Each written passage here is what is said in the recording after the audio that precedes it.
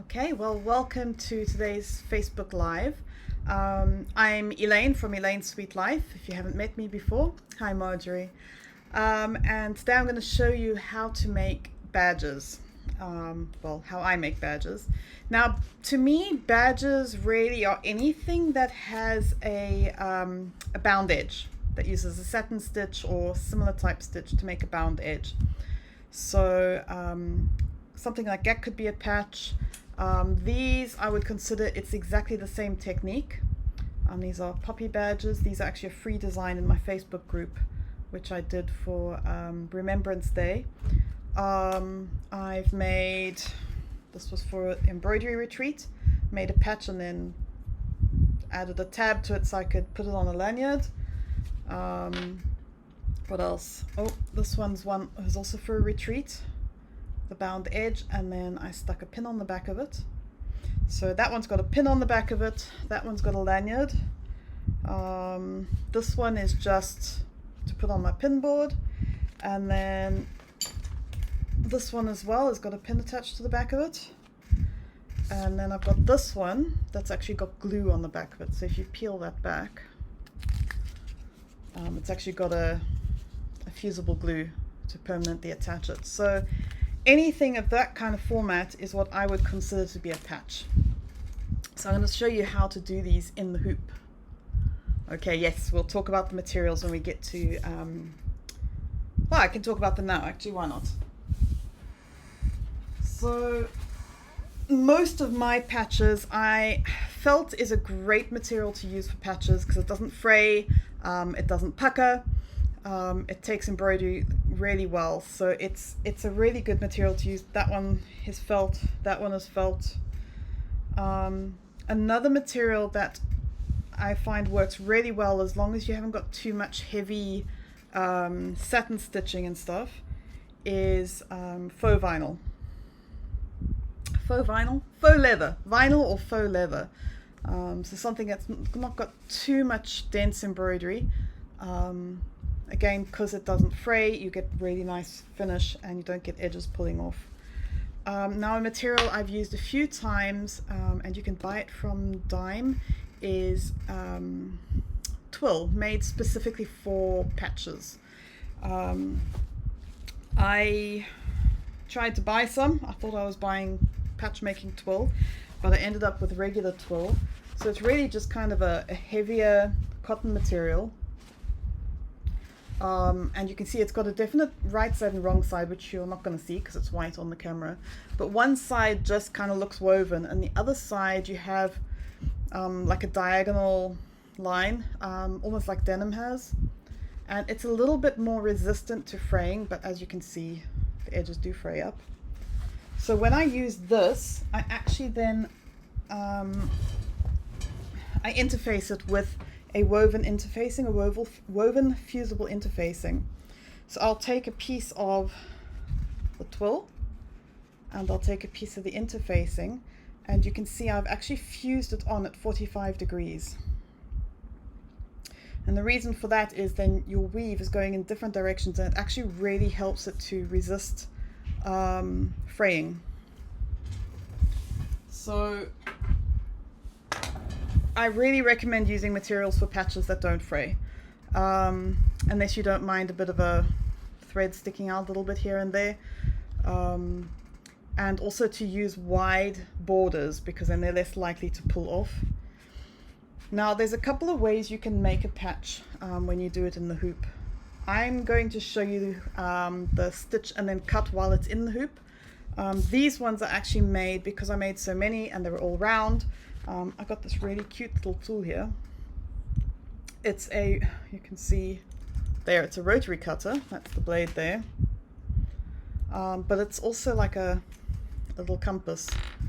So I can take my cutting mat, hopefully you can see here, and you can put your fabric down. Make sure that you measure that out to be the size that you need your piece of fabric. And then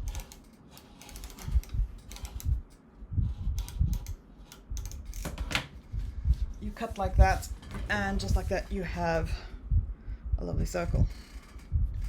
Now you can see that's got lovely clean lines, and I can be quite rough with it and it's not fraying, and that's because I've interfaced it at 45 degrees so that the threads run up in different directions and the glue laminates them nicely. So that's quite a fun thing. Now that's obviously only any good if you're making round patches, but it's very helpful.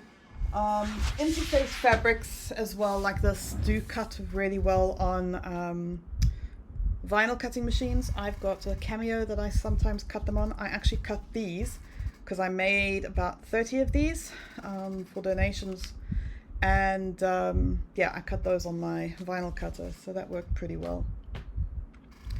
Okay, any questions about materials before I move on to digitizing?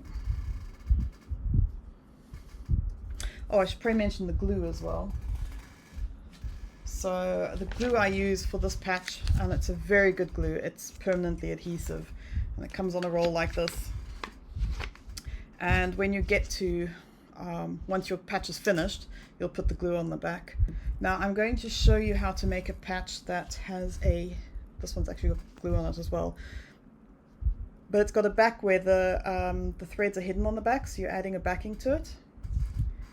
And then this one, you can see the stitching at the back through the glue, because if that's going to be fused to something, I like the added security that the glue is directly on the front fabric essentially. And then you don't get the bulk. You can see this is much more flexible, whereas this one has got 2 layers of felt, and you can see it's not that flexible. Yeah, it's just regular felt, kind of the stuff I buy by the meter, but because there's 2 layers here, it does make it quite a bit thicker, and I've actually put glue on the back of this one as well. This one I actually added a layer of, I think it was Decaville, I added inside there, so I cut it a bit smaller so it wouldn't get sewn into the actual binding. So I actually added a layer of Decaville when I added the backing on that one. Okay. Right. And let's move on to digitizing. So I'm going to switch you from my camera. Okay. So I am using Embrilliance. Just gonna grab a sip of water. Embrilliance is my software of choice. It runs on my Mac natively, and it's a really good piece of software. I have Stitch Artist 3 as well as Enthusiast, so I'm not exactly sure what you can do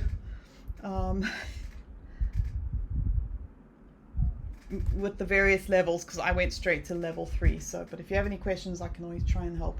I do know that this these path functions at the top here are only part of Stitch Artist 3. Okay, so we're going to start with decide what shape we want our patch to be. Now I thought I wanted something that would embroider reasonably quickly, so I thought we could use my little bee here. So it might be quite fun to make a hexagonal bee. So I'm going to choose 6 sides, and I'm going to draw my shape out.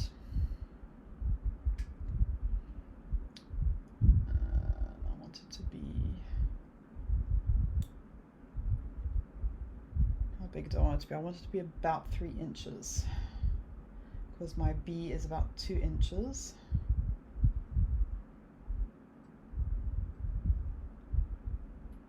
And that should,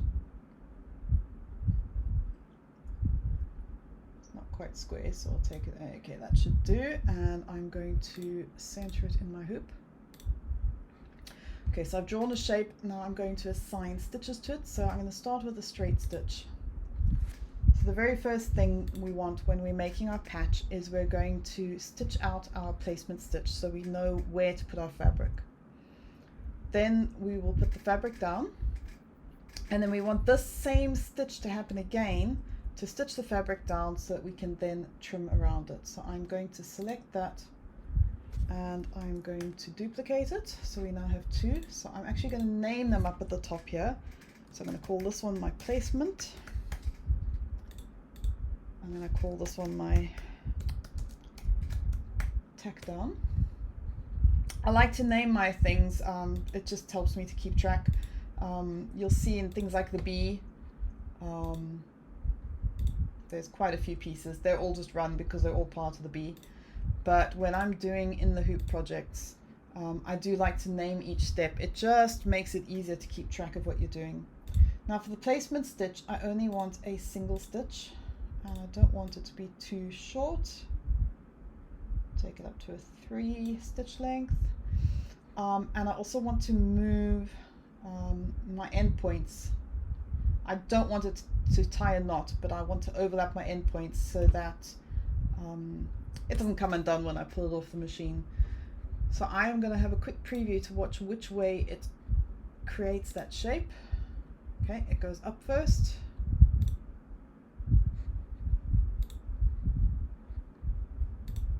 So I'm going to leave my start point where it is, but then I'm going to just drag my end point. So I have a bit of an overlap so it doesn't come undone. Okay. My next one, I'm going to change the color so that it creates a stop, and it will allow me to put my piece of fabric down. I'm going to do the same thing. I'm going to move my end point up so that actually I might bring my start point down so I don't have the same overlaps in the same places. And for this one, because I'm going to be trimming around it, and there is a small chance I might at some point clip the threads maybe accidentally, so I am going to make that one a double run. And again, I don't want the stitch length to be too short. Okay, so now I've got my placement. I'll be able to put my piece of fabric down, whether it be felt or faux leather or twill, and then it'll tack it down, and then I'll be able to cut it out. The next step I want to do is I want to add my bee, so I'm going to copy my bee and bring it across. Paste it in, and the bee never looks quite centered. Oops. Come on, bee. There we go. I've made my cursor bigger, so excuse me if my mouse work seems a bit clumsy. Okay. Right, once the bee has embroidered, I'm going to add a backing to this one so that it hides the back. So we're going to close the bee up because I don't need to see its steps. Close. And then new design. And I'm going to copy the tack down. And I'm going to paste it in there. And I'm just going to name this one back tack down because we're going to add a backing fabric to it, and then we're going to allow it to tack down. And then from there we will be able to trim the fabric, and then we want to finish it off. So again, I'm going to copy that. I'm going to change the color because I want this to be my final border. Let's choose a nice kind of honey color. Now, most softwares you can do a satin stitch, so I'll show you if we use a satin stitch. It's a good idea. About a 5mm is quite a good size to use. It sounds big and it looks really big on the screen, but it comes out a lot smaller than what it looks. So you know, don't worry if it sort of looks really big on the screen. It is different.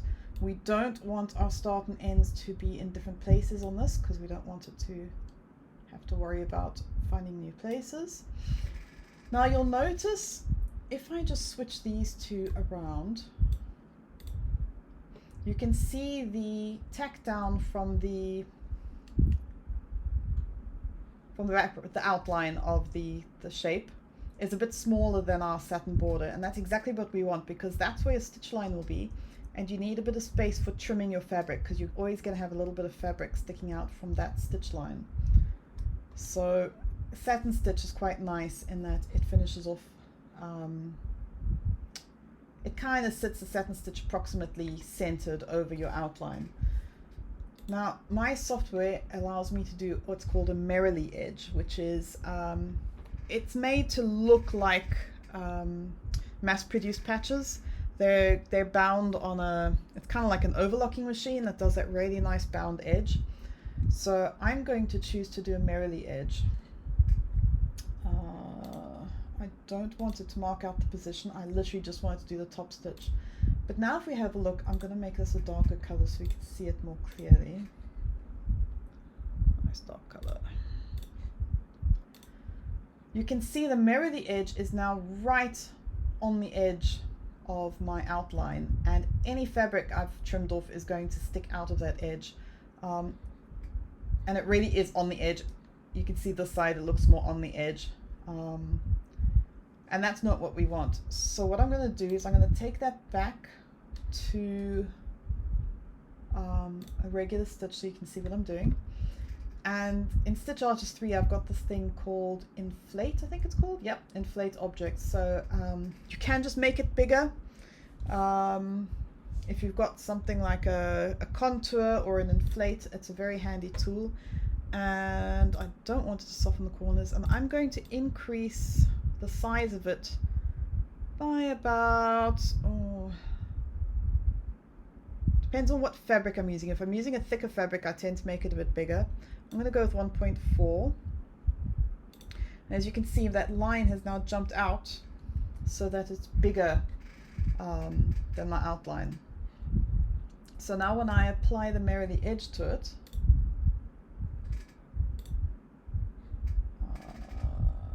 added the position stitch again. I don't want the position stitch. Okay. So now you can see that my outline is back within that Merrily Edge. And so I know that my trimmed edge, there's space for my trimmed fabric around there. Okay. Now, if I was going to pre-cut my my fabric rather than cutting it in the machine, I would pretty much do it exactly the same way, because you still want that overlap between the stitch and the edge of the fabric. If you're pre-cutting your fabric, what line do you use for SVG? If you're pre-cutting your fabric, you will want to use the outside one. So if I just make that edge go away. Okay. So if this is your stitch line, you need your pre-cut edge to be over that. So I would do the same thing. I would copy one of these and then just inflate it. 1.5 is usually reasonably safe. You want enough space, you want enough fabric sticking out so that it's not catching the edge as it sews. And then that is what I would then use for my pre-cut edge. And then when I did my Merrily or my satin border, just unlock it, I would actually make it a little bit bigger, so it would actually go, so I'd probably make the Merrily edge about 1.8, about 0.2 of a millimeter bigger than your cut edge, so that your Merrily will go over your cut edge. Okay, just make sure I've got the right one quickly. Yep.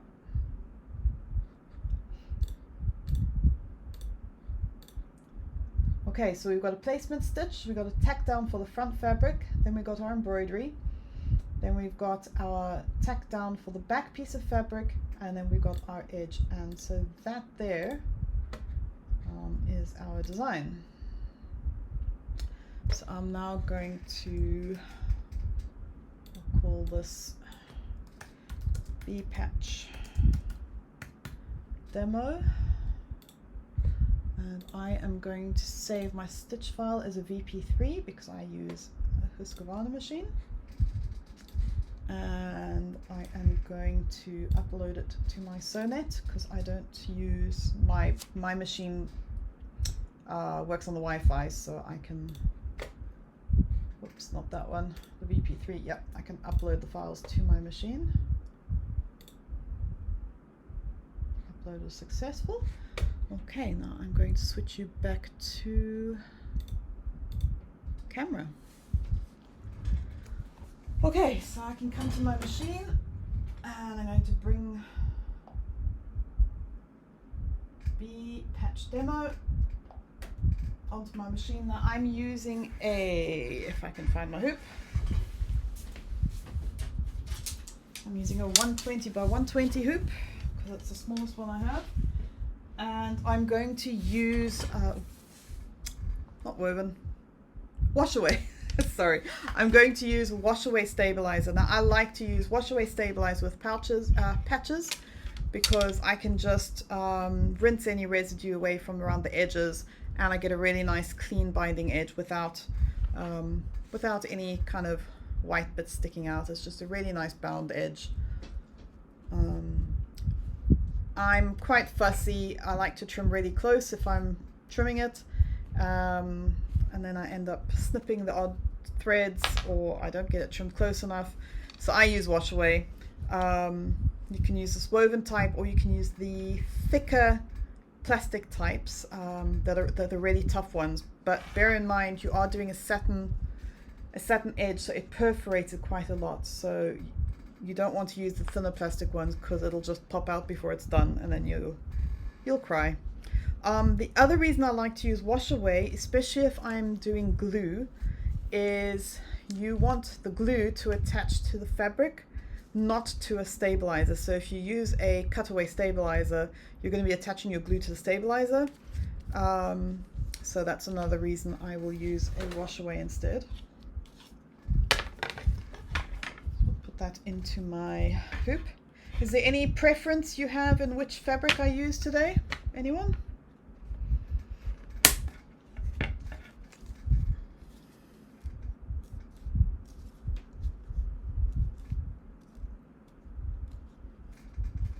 No preference? Let's see it go. I'm going to turn my cutter off.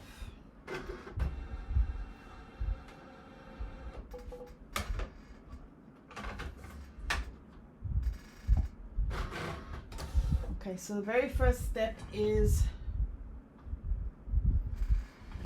our position.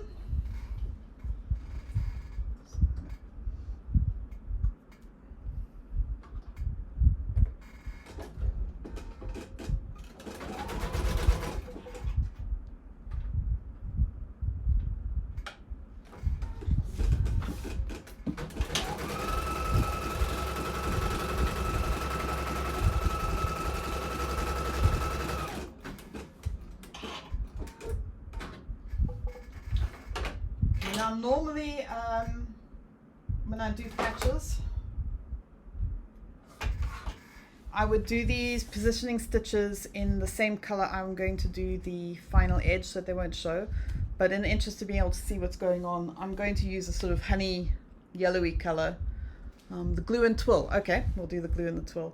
So I'm just doing the dark lines so you can see, but because I'm using a honey colored edge, I would normally do these position stitches in the honey color. Okay. Right, I had a piece of twill. Where did I put it? Looks I lost it. Oh, I cut it, didn't I? Okay, I'm gonna use the glue, so I need to turn my press on anyway.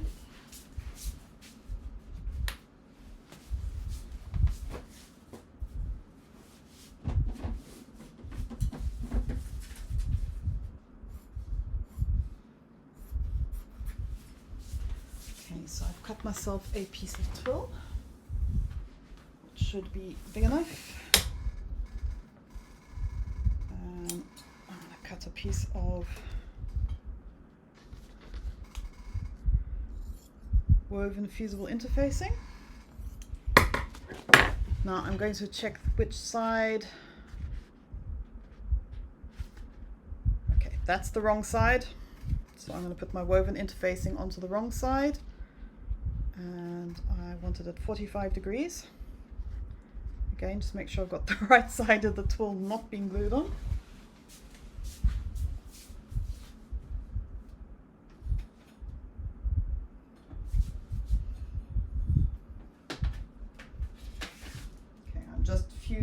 quickly. I think I'm just out of camera.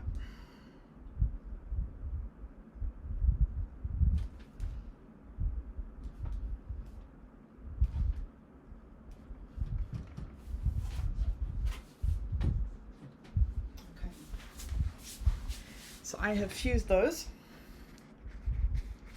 And now I'm going to place it on top of the hoop, making sure that you can see from the back that it's overlapping all the stitch lines. You can tape this down if you want. Because I've got so much space around it, I'm not going to worry about stitching it down. Taping it down. And then we can run our tack down.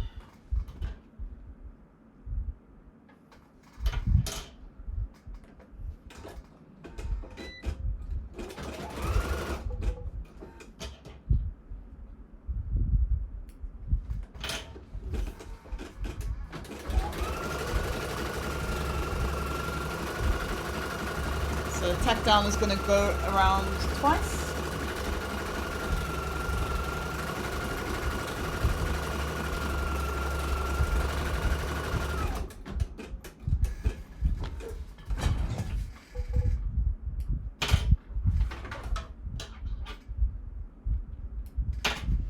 Okay, so you can see our fabric is tacked down. Now I prefer not to trim the fabric at this stage because we're going to be doing embroidery on here and it can pull it in a bit, and you'll see when I do the back tack down that I might leave the back tack down off because we're going to do the glue.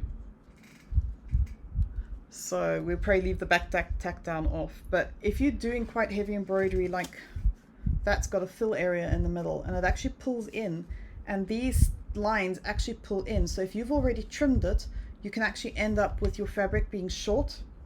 So when you're doing things with bound edges, it's a good idea to leave any trimming right to the end just before you do that satin border. That way you're most likely to not have a problem. I might do it anyway, but the bee that I'm going to be embroidering isn't very dense, so I don't expect very much movement because I didn't want you to have to sit watching it embroider for half an hour. But if you've got heavy embroidery, even if you're not adding a back, do that last tack down at the end to give you a line to follow when you're trimming, so that you don't trim too much fabric off.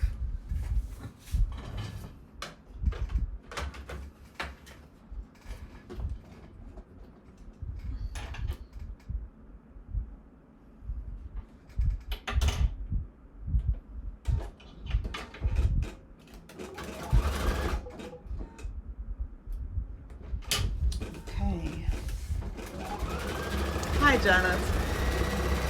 Okay, hopefully you can hear me over the machine, but are there any questions while we're waiting for the bee to embroider?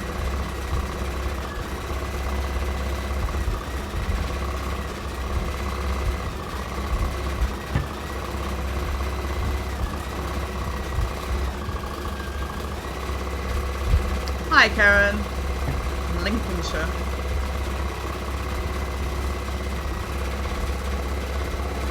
Shouldn't take too long. I tried to keep it nice and small. What is the glue sheet you use? Okay, this is Patch Attach. It's sold by Dime. In the bottom corner you can see Dime. And it is permanent. If you stick it onto a cap or a t-shirt, it is permanent. I've washed it and you can't tell any difference. Now, I gave a piece to my neighbor to use for one of her daughter's, I think it was a rainbows badge or something. But the badge seemed to be made of something foamy and it almost seemed to have absorbed the glue. So I've told her to use another layer. So it'll be interesting to see how that came out. But I've not had a problem with this glue. It's quite nice, and you can see it's quite thick and solid, so you get a really good adhesion.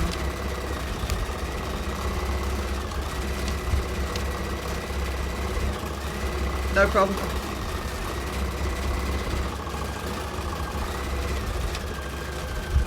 Alright, if you have any questions about the digitizing as well, I'm quite happy at the end to go back to the digitizing if you want to see anything in there.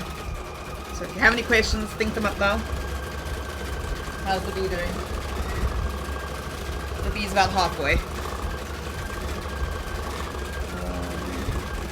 So when I'm doing pre-cut shapes, I actually like to glue them to my stabilizer so that they don't move.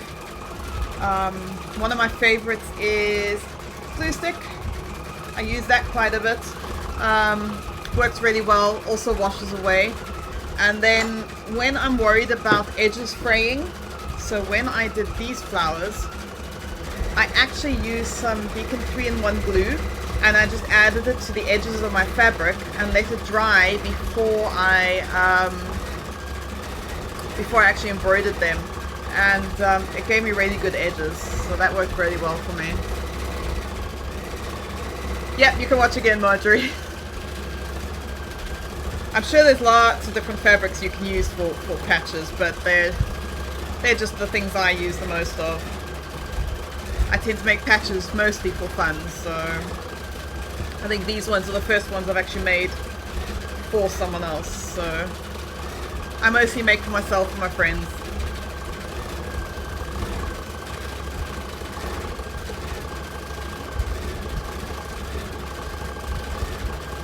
Okay, it's nearly there.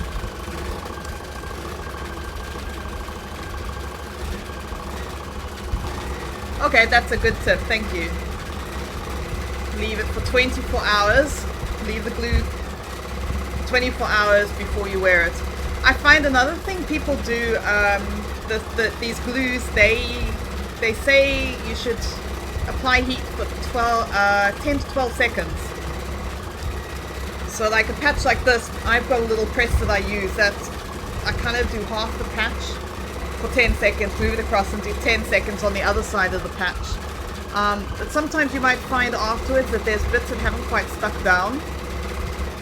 Always let the glue cool completely before you apply heat again, because the glue actually degrades if you heat it for longer than that 10 to 12 seconds.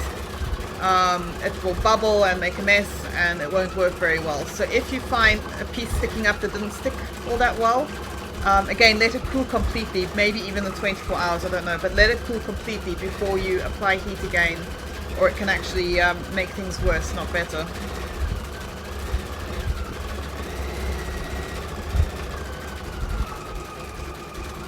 Okay, this bee is not embroidering very well. What is going on?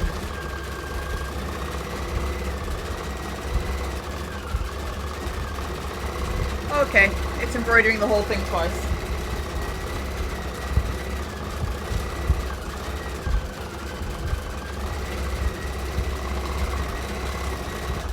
Okay, I'm actually going to stop it because somehow, if I switch you back to my monitor, the software's been doing this to me a lot lately and I don't know why, because this is an old embroidery I've got. But if I click on the run, it has each of these runs as a double. So it's actually making a mess. I've actually stopped the bee embroidering. I'll have to make another one to take pictures, but yeah. So we're not going to let the bee finish embroidering. Let me put it back onto camera. You can see it's, oops, there we go, really dark, and it's made an awful mess. Sorry about that. Okay. So I think I might actually do that extra stitch because it might actually be off because of that, because it was puckered quite a bit.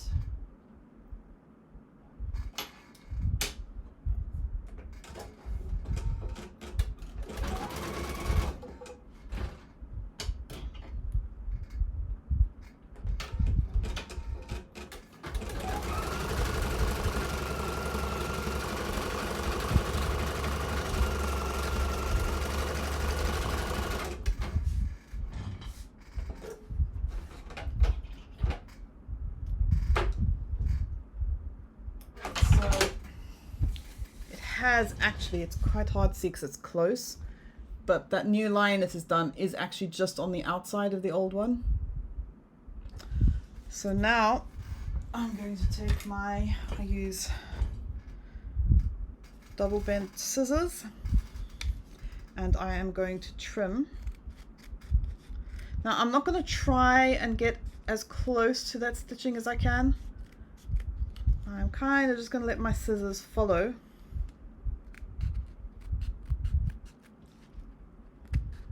Because I have given myself almost a millimeter, well, it was about 1.5 millimeters of fabric that can stick out. And you do want a nice edge. I think more important than trying to get it super close to the stitching is to get a nice clean edge, nice and straight or nice and curved depending on the shape of your piece.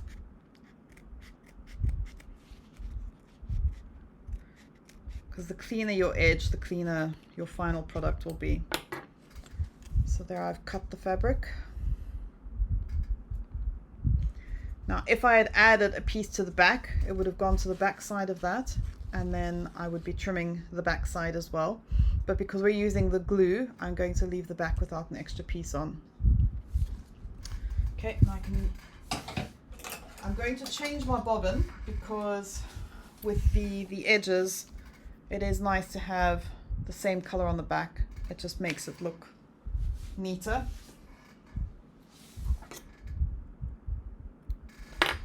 So I'm going to use this honey color.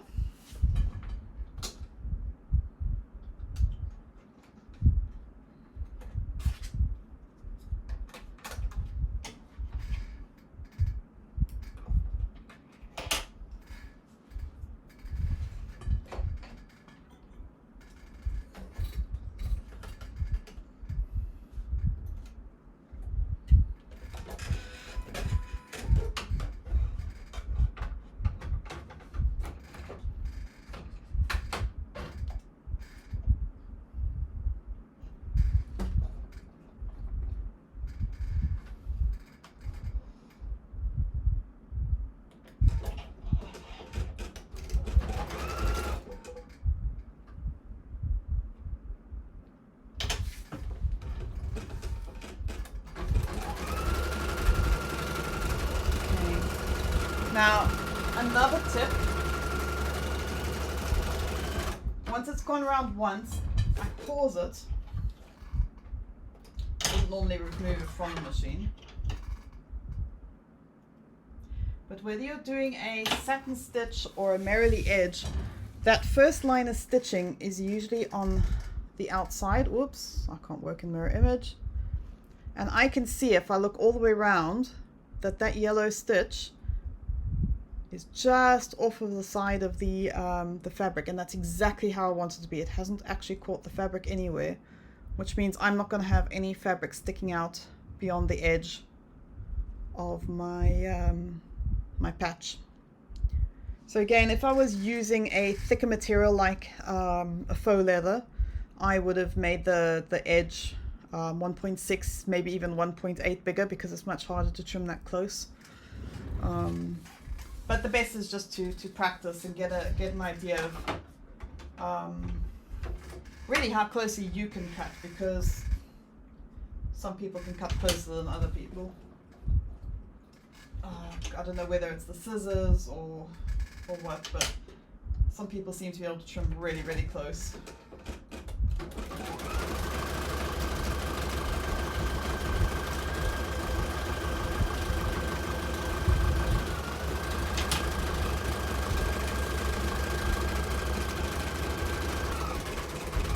I'm going to try and correct this bead quickly.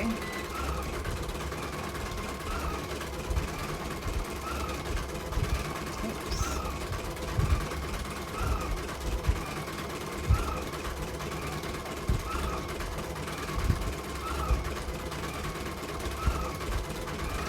Okay, I'll switch back to camera. Okay, so twill is a special kind of, lost it. There it is. It's a special kind of weave, and I think it's the same kind of weave that denim uses. So if you look at denim, you'll see that the inside of the denim is really smooth and has kind of a regular looking weave, whereas the outside of denim has like diagonal lines. So the way they weave the denim is the stitches miss. Instead of going up and down with every stitch, they kind of go over 2 and then I think it's under 1 and then over 2 and then under 1. And each line is offset slightly, so you actually get like a diagonal grain.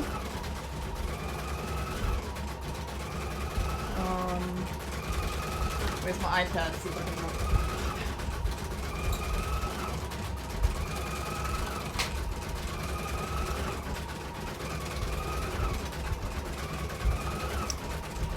sketchbook.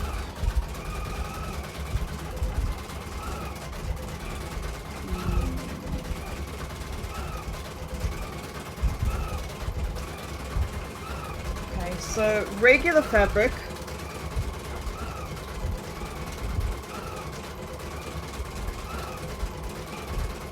You can see a very clear weave like that. And that's what twill does look like on the back. But on the front, you get these like diagonal lines that form. So that the fabric actually, even though the grain runs top to bottom, left to right, you get like a diagonal line on it. And it depends on how you're holding it as well. If you hold it in one way, you kind of don't see it as clearly, and if you hold it another, but it's pretty much exactly the way denim is. So yeah, just make sure you have the right side out. I mean, it probably doesn't really matter. It doesn't look bad on the wrong side. But it is just a more regular grain.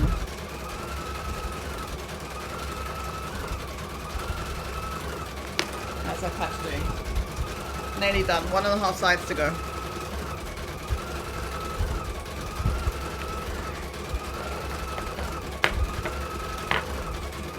Oh, you're welcome. It's a nice fabric because it's a little bit heavier than like a quilting cotton, but it's not as heavy. It's got the finer threads like a quilting cotton has, with a bit more density. Whereas if you try to use like a canvas, it's almost got the weight of a thin canvas, but the threads are much smaller, so it doesn't fray as much as a canvas would.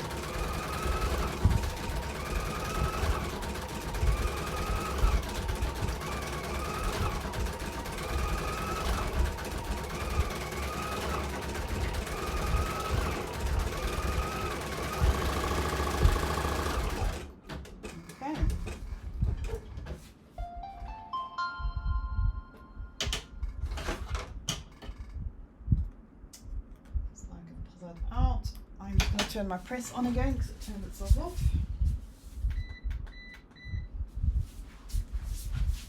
Alright, so that's what it looks like finished.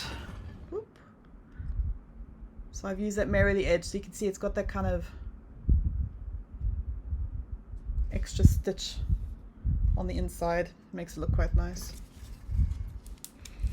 Okay, so now I would go and I would rinse the wash away, and I would leave it to dry for a few hours. But in the interest of showing you all what to do, I am just going to trim it away from the back, since the bee didn't work out anyway.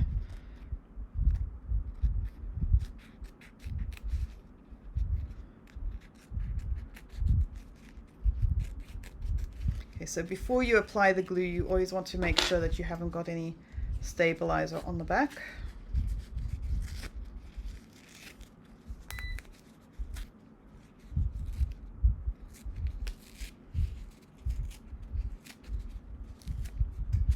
Okay, so it's got lovely fluffy edges, which we'll just rinse away. That's the front. And then I have removed the stabilizer from the back. So I have now got the back of my, it's not actually the twill, it's the fusible interfacing. And I'm now going to cut a piece of, I think I've got a piece over there. Whoops.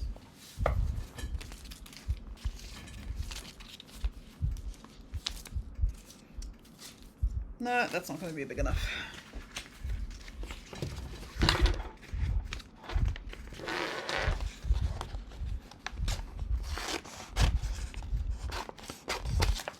So I've cut a piece. You can cut it to exactly the size you want it before you press it on. In fact, I might actually do that.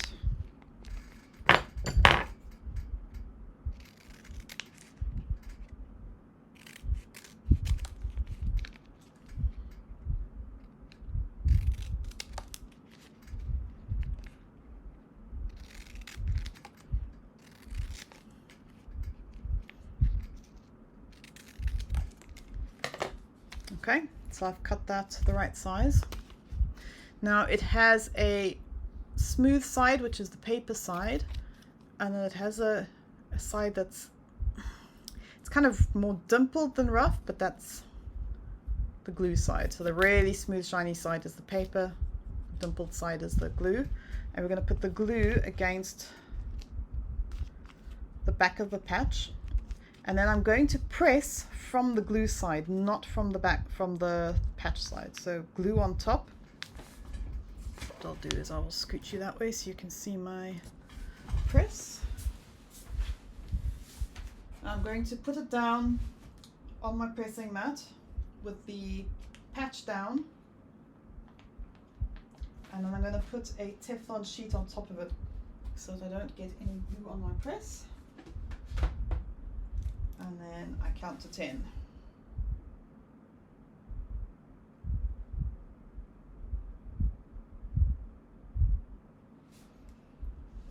So that's 1/2.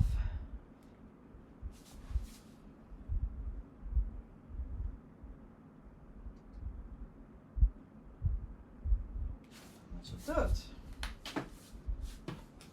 Okay. Now it's going to be really hot.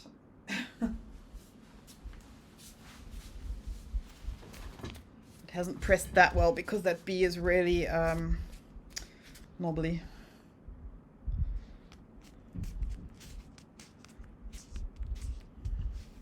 Okay, so that's the front of the patch, our failed bee, and then the back of the patch. I can peel this paper off, and then that's the glue side. You can see the shiny glue.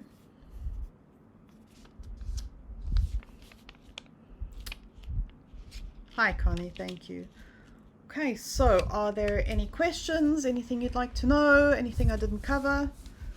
Anything you want to see on the digitizing? Now's your chance. I will make another one right now. And then I'll post a picture of the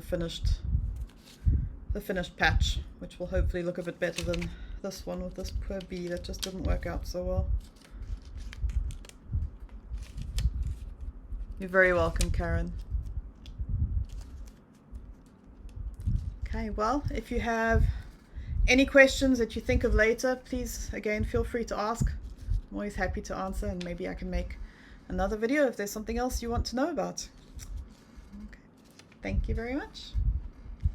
Bye now.